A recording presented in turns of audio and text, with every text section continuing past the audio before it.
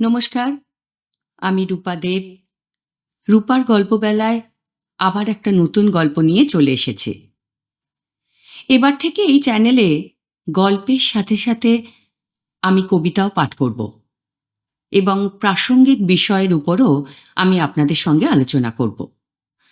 যেমন ধরুন, পুজো তো এসে গেছে, দুর্গা ঠাকুর তৈরি হচ্ছে, কোথায় তৈরি হচ্ছে, কীরকমভাবে তৈরি হচ্ছে, তার কথাও বলবো আপনাদের। ধরুন কুমোরটুলি, এই ধরনের আর কি। যাই হোক, আজকের গল্প শুরু করি। আমার আজকের গল্প নোনা জল, লিখেছেন রমাপদ চৌধুরী। অচেনা পাড়ার এই নতুন ফ্ল্যাটে উঠে এসে অনিশের তখনও কেমন চোর চোর ভাব, তার মতো মিশুকে মানুষটারও। দুখানা খুদে সাইজের ঘর আর তার সামনে 2 ফুট ঝুল বারান্দা। বারান্দা থেকে থুতু ফেললে রাস্তার লোকের মাথায় পড়ে। রিনা একদিন অভ্যাস বসে বারান্দায় দাঁড়িয়ে গামছা নিংড়ে কি লজ্জায় যে পড়েছিল, ছুটে পালিয়ে এসেছিল ঘরের মধ্যে। রাস্তার লোকটা উপরের দিকে তাকিয়ে কি সব গালাগালি দিয়েছিল কে জানে। কিন্তু পাড়াপড়শির সঙ্গে রিনা দুদিনেই বেশ আলাপ হয়ে গেছে। অনিশ এখনো মাথা নিচু করে রাস্তা হাঁটে। আপিস ফেরতা কারো কারো সঙ্গে চোখাচোখি হলে চোখ নামিয়ে নেয়। পাড়ার 2-1 যেচে আলাপ করতে এলেও অনিশ দুটো কথা বেশি বলার একেবারে চেষ্টা করেনি, দরকার হয়নি। টুয়া একাই 100। 4-5টা দাঁত বেরিয়ে গেছে, 2-1টা শক্ত শক্ত কথাও হঠাৎ হঠাৎ বলে ফেলে। আর অনিশ রিনা দুজনেই চমকানো খুশিতে হেসে ওঠে। ওমা, কি বললি রে টুয়া, বল বল, আবার বল। অনিশ হাতঘড়িটায় দম দেয়া হয়েছে কিনা জিজ্ঞেস করবে বলে ডাকল, রিনা। অমনি টুয়া টলমল পায়ে ছুটে গেল চৌকাঠের দিকে। তারপর দরজার ফাঁকে মুখ বাড়িয়ে বলে উঠল, ইনা ডাকছে। ডাকছে কথাটাও স্পষ্ট বের হয় না, ডাকছে হয়ে যায়। ওপরের পাটির 2টো আর নিচের পাটির 2টো ঠিক দাঁতের ফাঁক দিয়ে। আরেকদিন রিনা হাঁক দিল বাচ্চা চাকরটাকে, আনন্দ, কাপটা দিয়ে যা না তাড়াতাড়ি। সঙ্গে সঙ্গে টুয়া বলে উঠল, আনন্দ তাড়াতাড়ি। অনিশ আর রিনা তো হেসে লুটোপুটি। অনিশ আপিস থেকে ফিরলেই একটা না একটা খবর তার জন্য অপেক্ষা করে। এই জানো আজ কি করেছে?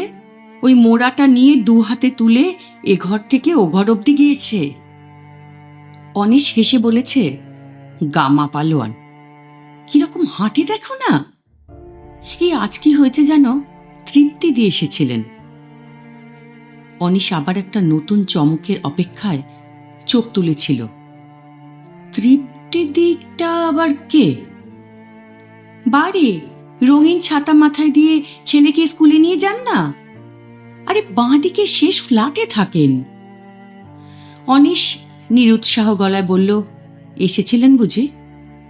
রোজই বারান্দায় দাঁড়িয়ে কথা হয় জানো, আজ ডাকলাম। সেদিনও এমনি আপিস থেকে ফিরে টুয়াকে কাঁধে বসিয়ে ড্রেসিং টেবিলের লম্বা আয়নার সামনে দাঁড়িয়েছে অনিশ। হঠাৎ একটা ফুটফুটে বাচ্চা ছেলে পর্দা সরিয়ে ঘরে ঢুকল। আরে বাবুল, বলি তার দিকে ছুটে গেল রিনা। বলল, একা এসেছ? পর্দার ওপর থেকে প্রথমে চটির শব্দ, তারপর গলা, ইস, মাকে ছেড়ে আসা ছেলে কিনা। পর্দা সরিয়ে তৃপ্তি দিকে দেখে অপ্রতিভ হয়ে সারা মুখ হাসিতে উছলে উঠল রিনার। বলল, আসুন আসুন। তৃপ্তির মুখ অনিশ দেখল, সংকোচ কাটিয়ে হাসল। নমস্কার, আপনার সঙ্গে তো আলাপই হয় না। তৃপ্তি হাসল মিষ্টি করে, তারপর রিনার দিকে তাকিয়ে বলল, ভাবলাম বিনা নোটিসে এসে পড়ে একটা সিনেমা টিনেমা দেখে ফেলবো হয়তো। রিনা হেসে উঠল। সিনেমা থিয়েটার আপনাদের, সেদিন রিকশায় যাচ্ছিলেন কর্তার সঙ্গে। তোমাদের তো ভাই সবসময় গ্রিন রুম, ওকে তো রাস্তায় দেখি পায়ের দিকে তাকিয়ে হাঁটেন। আরে বাবা, আমরাও এমন কিছু কুৎসিত নই। রিনা আর অনিশ দুজনেই শব্দ করে হেসে উঠল। রিনা বলল, ইস, আপনি তো রীতিমতো সুন্দরী। তৃপ্তির ঠোঁট উল্টালো। ছাই, এতদিন তবু একটা গর্ব ছিল, কিন্তু এই যে যেচে আলাপ করতে এলাম, সুন্দরী হলে তো ওরই এতক্ষণ যেচে কথা বলার কথা। রিনা হেসে বলল, আমি রয়েছি যে। তৃপ্তি ততক্ষণে টুয়াকে কোলে তুলে নিয়েছে, আর রিনা যত হাত বাড়িয়ে বলছে টুয়া এসো, ততই সে ঘাড় নাড়ছে আর জোরে জোরে বলছে, নান্না নান্না। তৃপ্তি চলে যাওয়ার সময় সে কি কান্না টুয়ার। রাত্রে খেতে বসে অনিশ বলল, ভদ্রমহিলা বেশ, খুব মিশুকে। রিনা হেসে উঠে বলল, বেশি মেলামেশা করো না বাপু, যা মুসফক্কা কথাবার্তা ওর। অনিশ বলল, ছেলেটাও তো বেশ শান্তশিষ্ট, কি নাম যেন?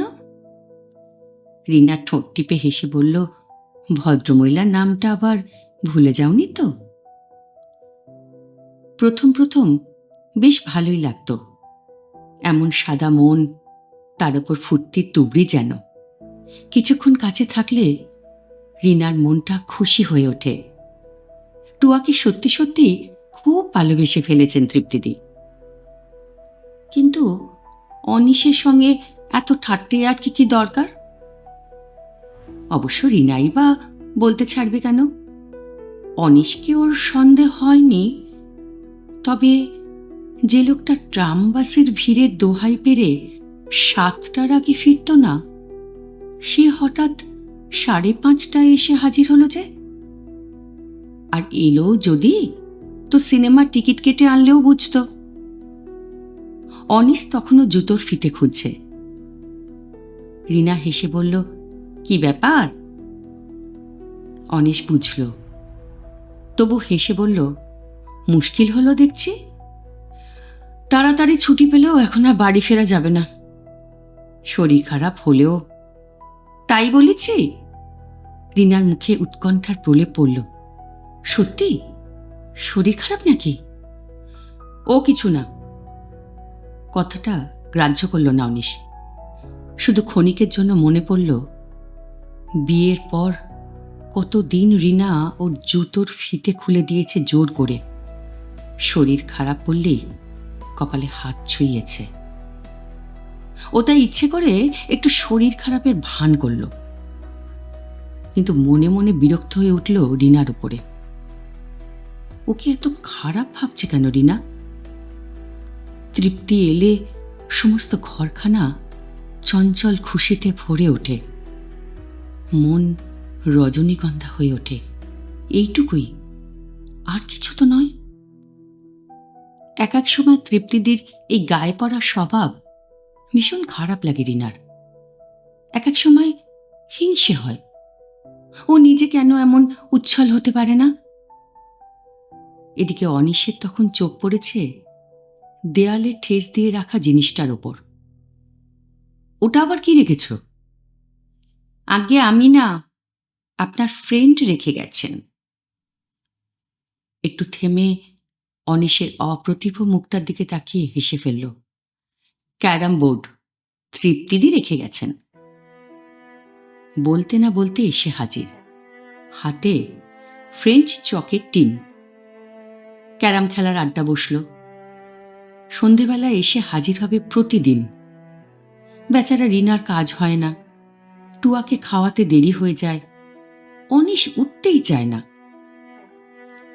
ভদ্রলোক সেলসম্যানে চাকরি করেন, অর্ধেক দিন কলকাতার বাইরে। রিনা একদিন বলেছিল, অনিশ তাই বলেছিল, বেচারা তৃপ্তিদির দোষ নেই, সময় বা কাটবে কি করে? সময় কাটাবার জন্য কি তুমি ছাড়া লোক নেই?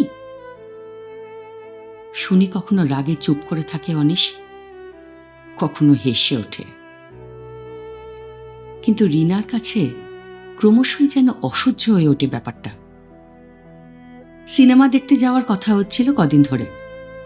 হঠাৎ তৃপ্তিদির সামনে অনিশ ফস করে বলে উঠল, আপনিও চলুন না।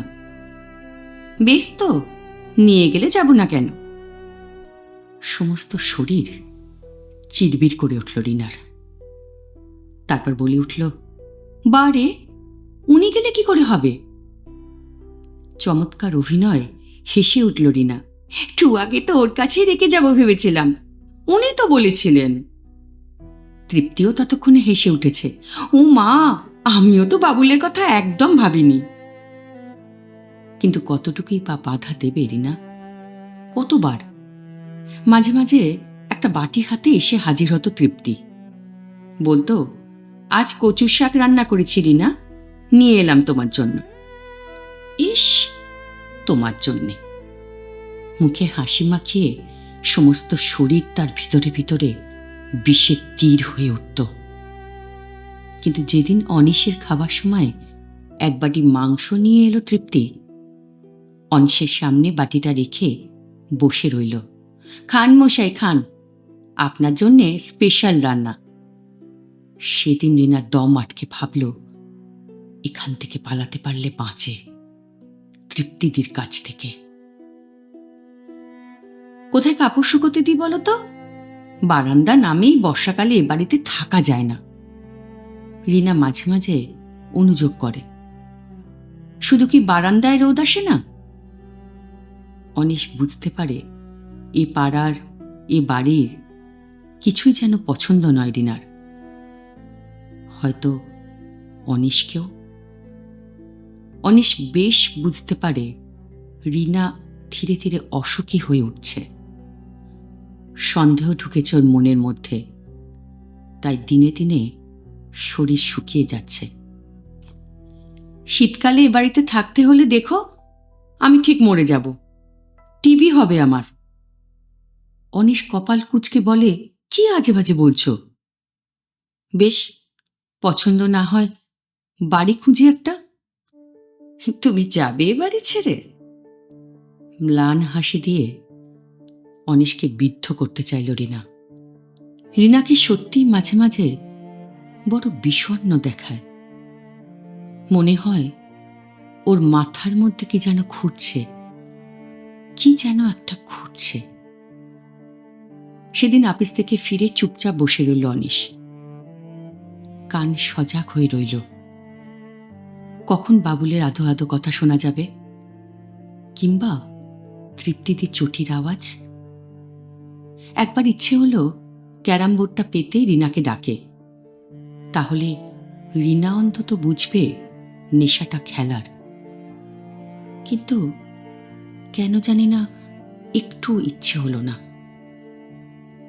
কিন্তু কই, 8টা তো বেজে গেল, তৃপ্তি তো এলো না।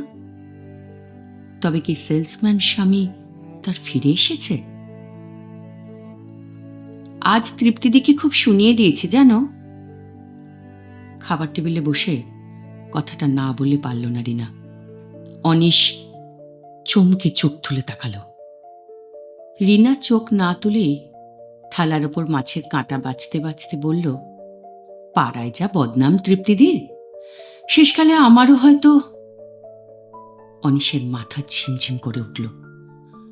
চোখ বুজে রাগ চাপার চেষ্টা করল, তারপর চিবিয়ে চিবিয়ে ছুরির ফলার মতো ধারালো কণ্ঠস্বরে বলল, না বললেও পারতে। রিনা চুপ করে রইল। অনিশ হঠাৎ বলল, দুর্গাপুরে ট্রান্সফার নিচ্ছি, প্রায় ঠিক হয়ে গেছে, তোমাকে বলিনি। মুহূর্তে রিনার মুখ খুশিতে ভরে উঠল, দু চোখ ঝিকমিক করে উঠল। সত্যি? দুর্গাপুর? ওহ, চমৎকার! মামিমা আছেন সেখানে, ব্যারেজের ধারে রোজ বেড়াতে যাব। অনিশ হাসি হাসি মুখে তাকালো রিনার দিকে। কিন্তু এ কি হলো? এমন তো চাইনি রিনা। দুর্গাপুরে এসে সেই মানুষটাই কি করে এমন বদলে গেল রিনা বুঝতে পারে না। তোমার কি হয়েছে বলো তো? আপিসে কিছু হয়েছে? নির্বোধের মতো একদিন প্রশ্ন করেছিল। কি আবার হবে? এমন তাচ্ছিল্যের সঙ্গে উত্তর দিয়েছিল অনিশ, এমন মুখভঙ্গি করেছিল যে সেদিন আর কোনো কথাই বলেনি রিনা। অপমানে চোখ ঠেলে জল এসেছিল, তবু মনকে স্তোক দিয়েছিল রিনা। ভেবেছিল হয়তো অফিসের কাজের চাপে এমন বিরক্ত হয়ে থাকে অনিশ। কিন্তু দিনের পর দিন লোকটা এত দূরে সরে যাচ্ছে কেন? টুয়াকে বুকের ওপর দাঁড় করিয়ে আর তো কই আদর করে না। রিনাকেও কেমন এড়িয়ে এড়িয়ে চলে। যেচে দু একটা কথা বলতে গিয়েছেও, অনিশ হুঁ হ্যাঁ করে উত্তর দিয়েছে। আপিসের পর বন্ধুদের নিয়ে সেই যে বেরিয়ে যায়, রাত 10টা অবধি একবারও যেন রিনার কথা মনে পড়ে না। টুয়ার জন্য একটা নতুন সোয়েটার বুনতে বুনতে নিজের মনে মনে রিনা বলল অনিশকে শুনিয়ে শুনিয়ে, তখন ভেবেছিলাম রোজ ব্যারেজের দিকে বেড়াতে যাব। গেলেই পারো। যেন একটা অচেনা অজানা মানুষের প্রশ্নের জবাব দিল অনিশ। অভিমানে অপমানে মুখ সাদা হয়ে গেল রিনার। ও কি একা বেড়াতে যাওয়ার কথা বলেছে? ও কি শুধু নিজের কথাই ভাবে? অনিশের মুখে হাসি ফুটিয়ে তোলার জন্য কি 1 মাস কম চেষ্টা করেছে ও? তবু বোঝে না কেন অনিশ? দম বন্ধ হওয়া কষ্ট লুকিয়ে রিনা বলল, কি হয়েছে তোমার, বলবে তো? কেন তুমি আজকাল এত খিটখিটে হয়ে উঠছ? কতদিন তোমাকে হাসতে দেখিনি বলো তো? অনিশ গম্ভীর আক্রোশের গলায় চিবিয়ে চিবিয়ে বলল, সে কি, আমায় হাসতে দেখলেই তো তুমি হিংসায় জ্বলে যাও। বলেই উঠে চলে গেল অনিশ। আর সঙ্গে সঙ্গে রিনার চোখের সামনে থেকে একটা পর্দা সরে গেল। বিস্ময় হতবাক হয়ে অনিশের চলে যাওয়ার দিকে সংসারকে লাথি মারা ভঙ্গিতে ফেলা তার পায়ের দিকে তাকিয়ে রইল রিনা। কি আশ্চর্য, এতদিনই সত্যটুকু ওর চোখে ধরা পড়েনি। সেদিন সমস্ত রাত বিছানায় ছটফট করল রিনা, অসহ্য এক কষ্টে। ভুল ভুল ভুল করেছি ও। নোংরা ঈর্ষায় জ্বলেছে, অথচ বুঝতে পারেনি তৃপ্তিতে ওদের সংসারে এক ঝলক আনন্দ এনে দিয়েছিলেন। আর অকারণ সন্দেহে নিজেকে কষ্ট দিয়েছে রিনা, অনিশকে কষ্ট দিয়েছে। আচ্ছা, তৃপ্তিতে কি অনিশকে ভালোবেসে ফেলেছিল? কই, চলে আসার দিন তো মুখ দেখে মনে হয়নি। অনিশও বিচ্ছেদ ব্যথা পেয়েছে বলে মনে হয়নি। আর তাই যদি সত্যি হয়, তাহলে কি অনিশ নিজেই চেষ্টা করে ট্রান্সফার নিত? তৃপ্তিদের মধ্যে কি এক জাদু আছে, এক একজনের মধ্যে থাকে। তাই তার সংস্পর্শে এসে রিনা নিজেও প্রথম প্রথম খুব সুখী হয়ে উঠেছিল। অথচ অনিশ খুশি হয়ে উঠলেই কেমন যেন ওর সন্দেহ হয়েছে। আমায় হাসতে দেখলেই তো হিংসে জ্বলে যাও। কথাটা কদিন ধরে রিনার মাথার মধ্যে ভীমরুল হয়ে ঘুরল। সত্যি অনিশের ওপর সত্যি অবিচার করেছে ও। কিন্তু কি লাভ হয়েছে রিনার? তৃপ্তিদি ছিল, তবু সুখ ছিল, আনন্দ ছিল। সেখান থেকে সরে এসে যেটুকু সম্বল ছিল তাও হারিয়ে ফেলেছে। তার চেয়ে আগের জীবনে ফিরে যেতে পারলে বেঁচে যাবে রিনা। সেই একটু সন্দেহ, একটু ভয়, কিন্তু অসীম আনন্দ। খাটে শুয়ে রবিবার দুপুরে হয়তো অনিশ আবার আগের মতোই ওর চুল এলোমেলো করে দেবে। টুয়া কখন কি নতুন কথা বলল তা নিয়ে দুজনে মিলে চমকে উঠতে পারবে, হাসতে পারবে প্রাণ খুলে। অনিশ আবার টুয়ার জন্য তাড়াতাড়ি আপিস থেকে ফিরবে। আহ, কি যন্ত্রণা! কি করে সে কথা মুখে বলবে? কি করে ফেলে আসা জীবনে ছেড়ে আসা ফ্ল্যাটে ফিরে যেতে পারবে? শুনছ? সেদিন রাতে হাত বাড়িয়ে অনিশের তন্দ্রা ঘোরের শরীরটা ছুঁল রিনা। অনিশ বুঝতে পারল, তবু উত্তর দিল না। শোনো না, বলেই কেঁদে ফেলল রিনা। অনিশের বুকের ওপর মাথা রাখল। অনিশ ঘুম ভাঙা হাতখানা তুলে রিনার মাথায় রাখতে গেলে বুকের ওপর ভিজে ভিজে ঠেকতেই কিন্তু হাতটা নামিয়ে নিল। সান্ত্বনা দিতে ইচ্ছে হলো না। রিনা তবুও ফুঁপিয়ে ফুঁপিয়ে বলল, আমি আমি এখানে থাকলে মরে যাব। শুনছ, তুমি আমাকে কলকাতায় ফিরিয়ে নিয়ে চলো। কলকাতায়? অনিশ বিস্ময় দুটি চোখে অন্ধকার ঠেলে সিলিংয়ের দিকে তাকালো। রিনা ওর বুকের ওপর মুখ খুঁজতে খুঁজতে বলল, আমাদের সেই ছোট্ট ফ্ল্যাটে। সেই ফ্ল্যাটে নয়, চিঠি লিখে 2 মাস অপেক্ষা করে সেই পাড়াতেই আরেকটা ফ্ল্যাট জোগাড় হলো। ট্রান্সফার নিল অনিশ অনেক চেষ্টা করে। আর রিনা মনে মনে প্রতিজ্ঞা করল, আর হিংসায় জ্বলবে না ও। সন্দেহের আগুনে নিজেকে পোড়াবে না কিছুতেই। কি মশাই, কি অত ভাবছেন? রিনা ড্রেসিং টেবিলের আয়নায় দাঁড়িয়ে চুল বাঁধছিল। অনিশ এক দৃষ্টে তাকিয়ে দেখছিল তাকে। নাকি অন্য কিছু ভাবছিল?